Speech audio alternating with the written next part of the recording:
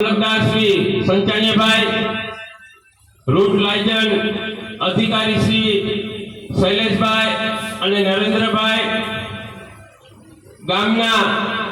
સરપંચ શ્રી રાજજીભાઈ અમલિયા, સૌરાષ્ટ્ર ગ્રામીણ બેંકના મેનેજર શ્રી, સહકારી મંડળીના પ્રમુખ અને આ ટ્રસ્ટના સભ્ય શ્રી ડુવા હર્ષિભાઈ, હાઈસ્કૂલના આચાર્ય અને તમામ સ્ટાફગણ, પ્રાથમિક શાળાના તમામ આચાર્ય અને સ્ટાફગણ અને ગામના વડીલો, આગેવાનો અને વહાલા ભૂલકાઓ, આજે જામદેવળિયા એલ વિનય મંદિર ના આંગણે આવો પાવન અવસર આવ્યો હોય ત્યારે ખરેખર એમ કહેવાય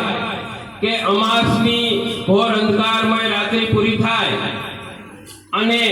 સૂર્યનું આ પહેલું કિરણ પૃથ્વી પર પડે, પૃથ્વી પર રહેલા વૃક્ષો પર પડે, સરોવર ઉપર પડે, સરોવરના પાણીમાં પડે,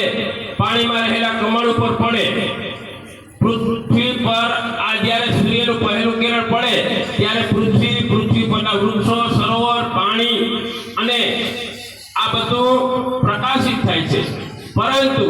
સૂર્યનું આ પહેલું કિરણ જ્યારે કમળની પાંદડી પર પડે છે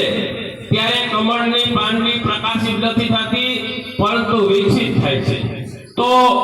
આ રાજ્ય સરકારના નવીન અભિગમ મુજબ જે આપણે શિક્ષણ મેન મુખ્ય છે, બરોબર, તો એમાં ખાસ કરી અને કન્યા કેળવણી, ભણેલી દીકરી બે પેઢી તારે, તો આવા પાવન પ્રસંગે સૌ ઉપસ્થિત રહ્યા ત્યારે એલ વિનય મંદિર, તમામ સ્ટાફગણ, ટ્રસ્ટીઓ, તમામ પ્રાથમિક શાળાના આચાર્ય, સ્ટાફગણ અને ગામના આગેવાન અને સમસ્ત દેવળિયા ગામ વતી હું હૃદયપૂર્વક લાગણીઓ સાથે હું સૌનું સ્વાગત કરું છું.